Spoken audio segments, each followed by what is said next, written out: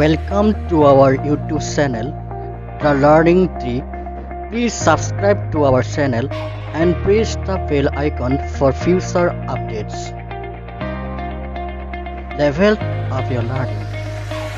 Namaskar. Welcome to our YouTube channel, The Learning Tree. Level up your learning. ইতিমধ্যে মই তোমালোকৰ আগত দশম শ্ৰেণীৰ ভূগোলৰ পাঠ অধ্যয়ন কৰাইছিলোঁ আৰু আজি মই তোমালোকৰ আগত নৱম শ্ৰেণীৰ ভূগোলৰ প্ৰথম পাঠটো নাম ভূপৃষ্ঠৰ পৰিৱৰ্তন তোমালোকৰ মই আজি পঢ়াম আৰু এই ভূপৃষ্ঠৰ পৰিৱৰ্তন পাঠটো পঢ়াবলৈ যাওঁতে প্ৰথমতে আমি ভূপৃষ্ঠৰ বিষয়ে কিছু কথা জানিব লাগিব। ভূপৃষ্ঠ বুলি ক'লে আমাৰ প্ৰথমতে আহিব ইয়াৰ আমাৰ পৃথিৱীৰ মুঠ মাটিকালি। আমাৰ মুঠ মাটিকালি বুলি ক'লে নহয়, মুঠ এৰিয়া, পৃথিৱীৰ মুঠ এৰিয়া কিমান? পৃথিৱীৰ মুঠ এৰিয়া হৈছে 510 নিযুত বৰ্গ কিলোমিটাৰ। 510 নিযুত বৰ্গ কিলোমিটাৰ। আৰু এই 510 নিযুত বৰ্গ কিলোমিটাৰ আছে, তাৰে অধিকাংশ পানী আছে। আমি জানো তাৰে অধিকাংশ কিমান? পানী আছে। আৰু এই পানীৰ পৰিমাণ কিমান? এই পানীৰ পৰিমাণ হৈছে 361 মিলিয়ন কিলোমিটাৰ স্কোয়াৰ এৰিয়া এই পানীয়ে আৱৰি আছে। ইয়াৰ পিছতে আহিব আমাৰ কিমান? মাটি বা স্থলভাগ। স্থলভাগ আমি সকলোৱে জানো পানীতকৈ স্থলভাগ কম। এই স্থলভাগ আমাৰ আগুৰি আছে কিমান? 148 মিলিয়ন কিলোমিটাৰ স্কোয়াৰ। সকলোৱে নোট কৰি যাবা। স্থলভাগ 148 মিলিয়ন কিলোমিটাৰ স্কোয়াৰ মানে কিমান? বৰ্গ কিলোমিটাৰ। এতিয়া আমি যেহেতু এই ভূপৃষ্ঠ 510 নিযুত বুলি গম পালো, এতিয়া এই পানীৰ পৰিমাণ কিমান পাইছো? 361 মিলিয়ন কিলোমিটাৰ। এই 361 মিলিয়ন কিলোমিটাৰ কিমান? এই ভূপৃষ্ঠৰ কিমান শতাংশ আছে? 71% আছে। কিমান আছে? 71%, 71%। আৰু এই স্থলভাগ কিমান হ'ব? আমি সকলোৱে জানো 21% আছে। আৰু আমাৰ এই যি স্থলভাগ বা জলভাগ, ইয়াত বিভিন্ন নদ নদী, উপকূলীয় অঞ্চল, তাৰপিছত পাহাৰ পৰ্বত, মালভূমি, সমভূমি আদিয়ে বিৰাজমান হৈ আছে। এই বিৰাজমানটো সকলো ঠাইতে একে নহয়। নিৰ্দিষ্ট কিছুমান প্ৰাকৃতিক পৰিঘটনা লক্ষ্য ৰাখি এই যিবোৰ আমাৰ ভূপৃষ্ঠৰ যিবোৰ আমি সদায় সচৰাচৰ সম্পদবোৰ দেখি থাকো বা অৱস্থাবোৰ দেখি থাকো, এইবোৰ পৰিৱৰ্তন হয়। আৰু আমাৰ এই ভূপৃষ্ঠৰ পৰিৱৰ্তন, আমি ভূপৃষ্ঠত কি আছে গম পালো। এই ভূপৃষ্ঠত যি আছে, এই পৰিৱৰ্তনসমূহ কেনেদৰে হয়, কি কাৰণে হয় আৰু কেতিয়া হয়, এইবোৰ বিষয়ে আমি এই ভূপৃষ্ঠ পৰিৱৰ্তন পাঠটোত আলোচনা কৰিম। এই ভূপৃষ্ঠ পৰিৱৰ্তন সাধাৰণতে দুই ধৰণে হয়, দুই ধৰণৰ কাৰকৰ ওপৰত হয়। প্ৰথমতে আহিব আমাৰ বাহ্যিক কাৰক।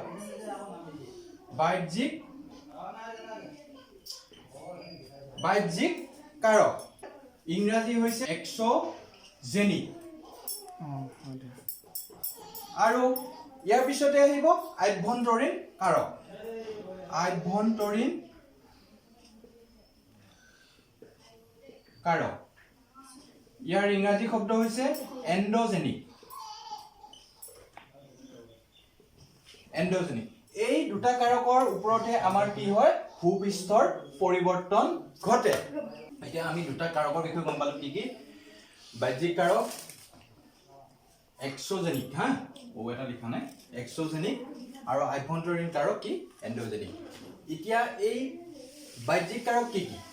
বাহ্যিক কাৰকসমূহ যেনেকে আমি বাহ্যকাৰী বুলি ক'লে কেনেকে কি বুলি বুজিম?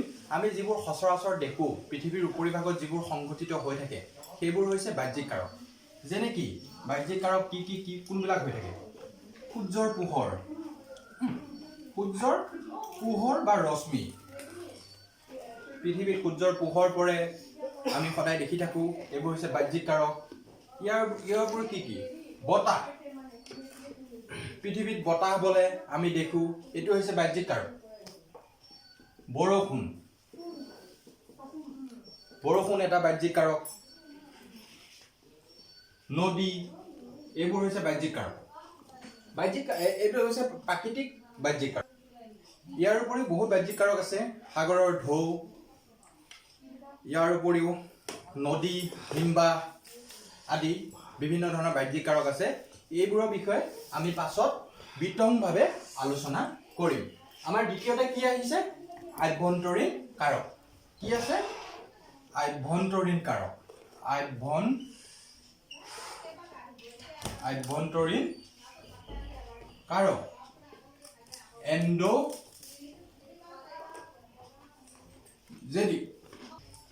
এই এণ্ডোজেনিক কাৰকক কোনবোৰ পৰিব ভাবাচোন যিবোৰ ভূপৃষ্ঠৰ তলত সংঘটিত হয় মানে কি আমাৰ ভূপৃষ্ঠৰ ওপৰত আমি এইবোৰ দেখা নাপাওঁ যেনে কি ভূমিকম্প আমি দেখা পাওঁ জানো ভূমিকম্প নাপাওঁ ভূমিকম্প আগ্নেয়গিৰি যদিও পৃথিৱীৰ উপৰিভাগলৈ ওলাই আহে আগ্নেয়গিৰি হোৱাৰ পিছত কিন্তু ই পৃথিৱীৰ তলত সংঘটিত হয় আগ্নেয়গিৰি আদি এইবোৰ হৈছে আভ্যন্তৰীণ কাৰক এতিয়া আভ্যন্তৰীণ কাৰকৰ বিষয়ে আমি এটা বহুত ইণ্টাৰেষ্টিং বস্তু আভ্যন্তৰীণ কাৰকটো আমি সদায় সকলোৱে জানিব ইচ্ছা কৰোঁ যে পৃথিৱীৰ মানে কি তলতনো কি আছে সকলোৱে জানো আমি পৃথিৱীৰ তলত কি আছে পৃথিৱীখন মই জেনেৰেলি এটা চুঙাৰ দৰে এনেকৈ আঁকি লৈছোঁ আমি এইখিনি কি কওঁ ওপৰখিনি ক্ৰাষ্ট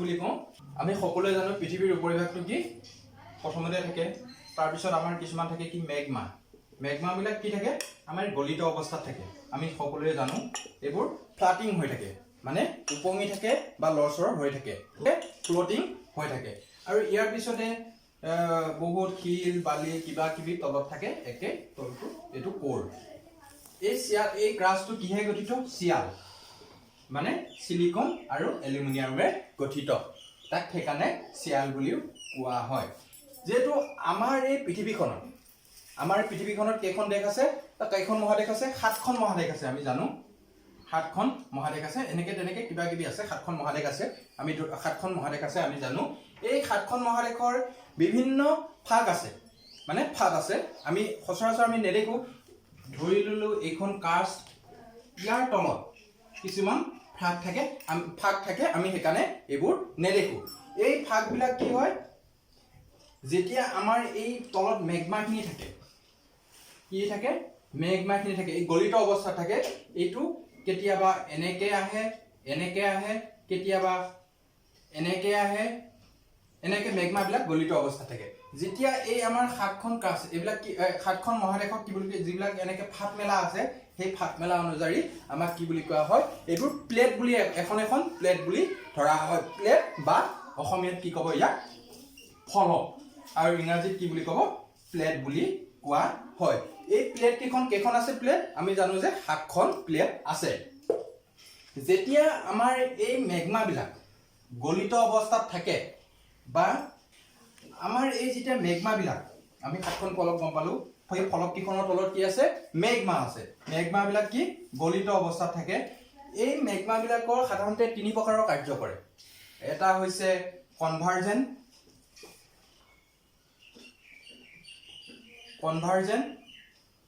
2 নম্বৰতে হ'ব ডাইভাৰ্জেন্ট ইয়াৰ পিছতে কি 3 নম্বৰতে আহিব কলাইড এই আভ্যন্তৰীণ কাৰক যিবিলাক আছে এই 3টা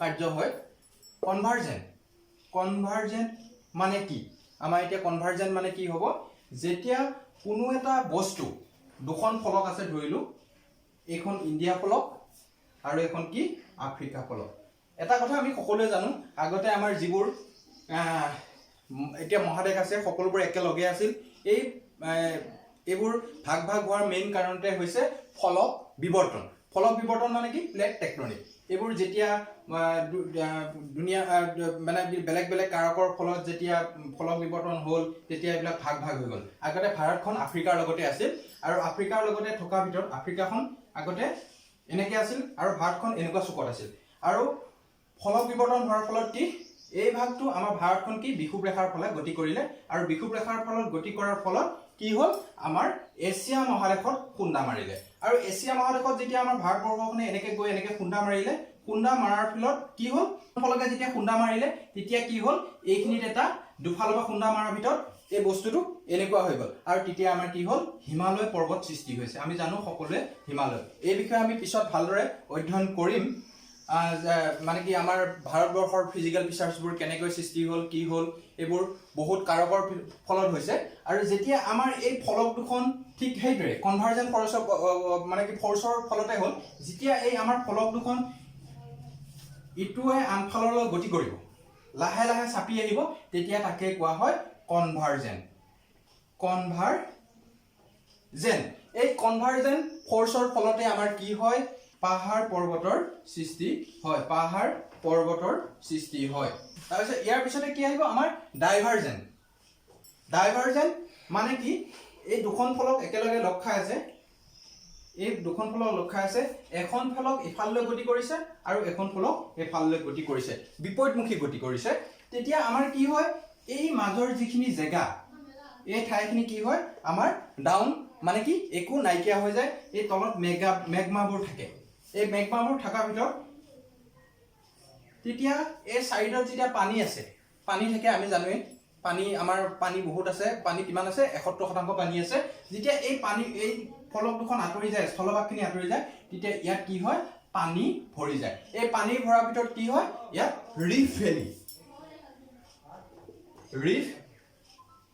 ভেলি সৃষ্টি হয় ইয়াৰ ফলতে নদ নদী আদি সৃষ্টি হয় ইয়াৰ পিছত আহিব কলাইট ইয়াৰ পিছত তোমালোকৰ কি আহিব কলাইট মানে কি কলাইট মানে ঘূৰ্ণি খোৱা দুখন ফলক একেলগে লগ খাই আছে এখন ফলক কি হ'ব উপফাললৈ যাব এখন ফলক কি হ'ব তলফাললৈ যাব তেতিয়া কি হয় এই ফলক দুখন এনেকৈ ঘূৰ্ণি খাব ঘূৰ্ণি খোৱাৰ ভিতৰত কি হ'ল আমাৰ এই এৰিয়াটো ধৰা হ'ল এইখিনি ভাৰত এইখিনি আফ্ৰিকা এতিয়া যেতিয়া ঘূৰ্ণি খাব তেতিয়া কি হ'ব আমি জানেৰে আমি কওঁ ভূমিকম্প বুলি কওঁ এনেকৈ এই ঘূৰ্ণি খোৱাৰ ফলতে আমি ভূমিকম্প অনুভৱ কৰোঁ তেতিয়া পৃথিৱীখন কম্পমান হৈ থাকে আৰু এই ফলক বিবৰ্তন আমাৰ প্ৰতি ছেকেণ্ডতে প্ৰতি মুহূৰ্ততে হৈ থাকে আমি হয়তো অনুভৱ নকৰোঁ এতিয়া হাজাৰ বছৰ লাহে লাহে আমাৰ কি হয় ফলক কিখন গতি কৰি থাকে যিহেতু মেগমাবিলাক আমাৰ কি হৈছে মানে কি ফ্লোটিং হৈ আছে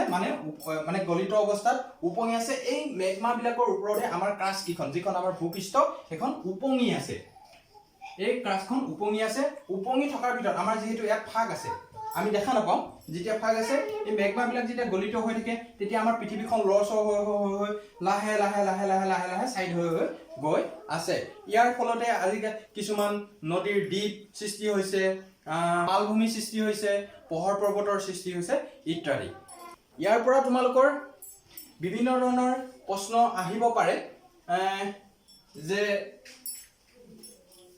ভূপৃষ্ঠৰ পৰিৱৰ্তনৰ মূল কাৰক কি বাহ্যিক কাৰক বুলিলে কি বুজা আভ্যন্তৰীণ কাৰক বুলিলে কি বুজা ফলক বিবৰ্তন কি আমাৰ ফলক কেইখন আছে এইবোৰ বিষয়ে তোমালোকৰ প্ৰশ্ন আহিব পাৰে আশা কৰোঁ তোমালোকে এই ভিডিঅ'টোৰ পৰা তোমালোকে এই প্ৰশ্নবোৰৰ উত্তৰ কৰিব পাৰিবা নেক্সট ক্লাছত মই তোমালোকক বাহ্যিক কাৰকৰ বিষয়ে বহলভাৱে আলোচনা কৰিম আজি এই ক্লাছটো ইমানতে শেষ কৰিলোঁ ধন্যবাদ